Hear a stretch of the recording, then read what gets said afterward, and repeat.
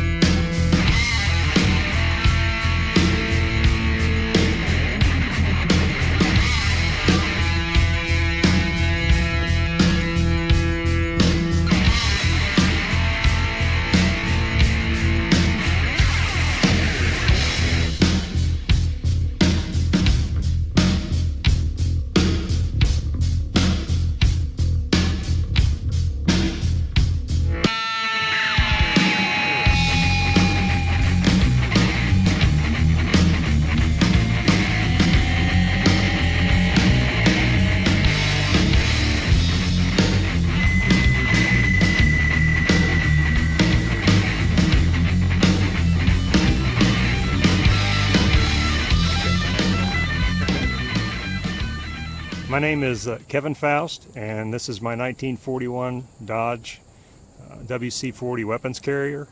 It was one of 278 made for the military for World War II. They're a very rare vehicle. I've owned it for 20 years. It took me 13 years to get it done with over 3,000 hours of labor. It's a total custom. The frame on it is changed. It's a 78 Chevy 1-ton frame. I wanted Dodge with a Hemi, but I mapped out 20 different truck frames trying to find one that would fit good. And till it was done, this one fit better than the stock frame did. So that's why I went with it. It's got a ramjet Chevy motor in it.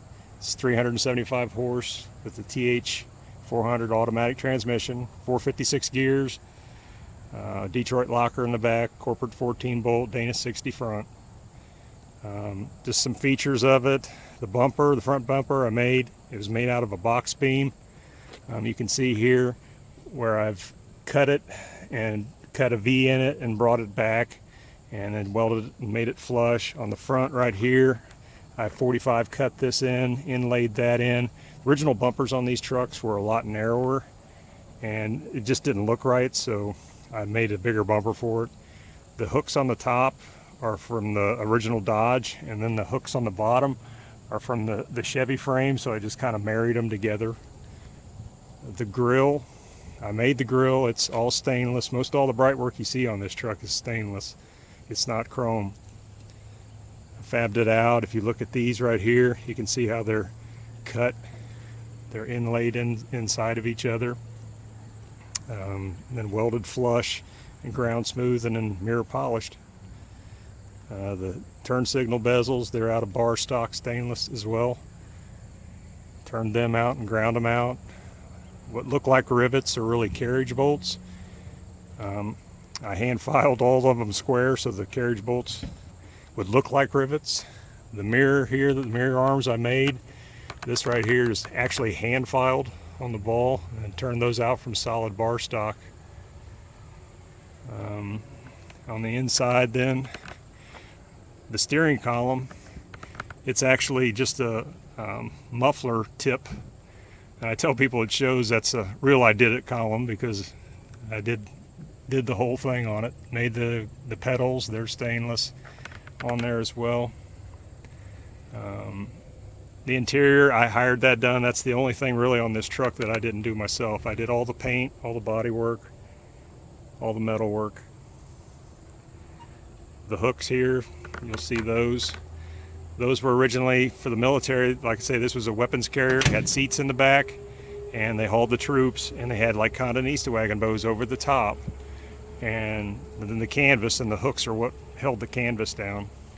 And you can see right here, it's got a date of delivery tag on it when it was made. When the government would accept these and put them into service, then they would sign off on those tags. On the tailgate, the government specified they didn't want any markings of Dodge on the tailgate for some reason, so that's a military-only tailgate that doesn't have a Dodge stamp on it.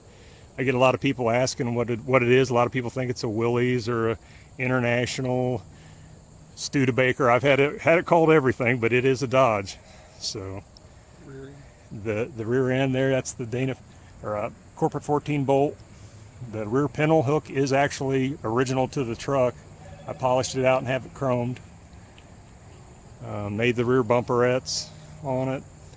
The bed sides were new.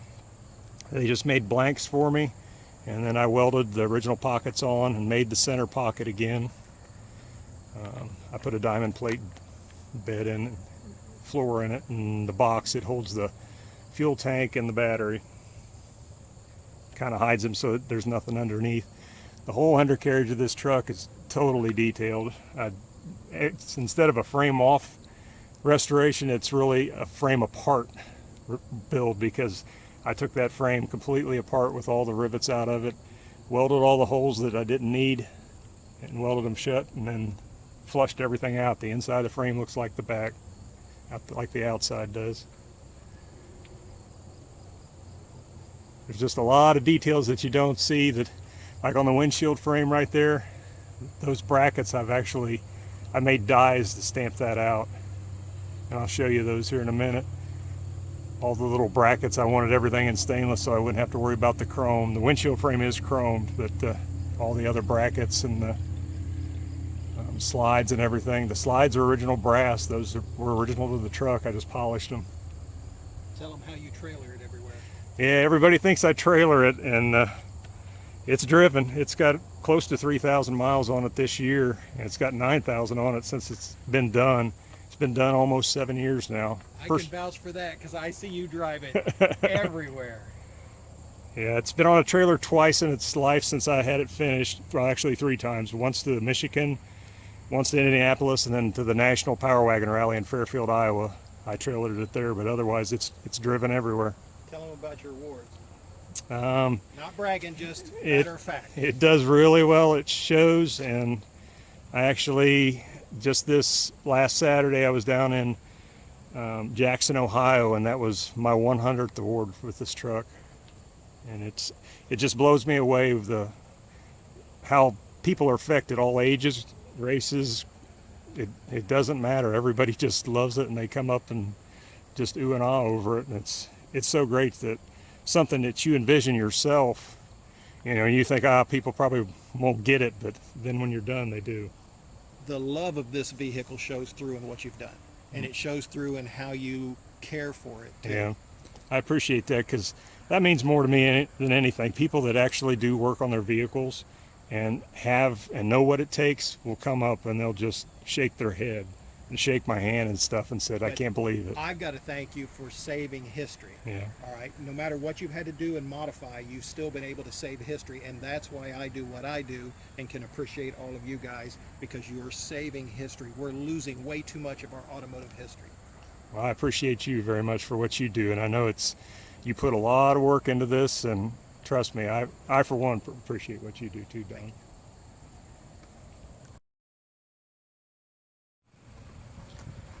These are the hooks for the tie downs, and they were originally, I call them snowflakes because Dodge made them, and they never made one that looked exactly the same. They were all different, but they made them bend all the same direction. And if you notice, this one goes this way on the other side. Then I made the jig that they flow both the same way on both sides.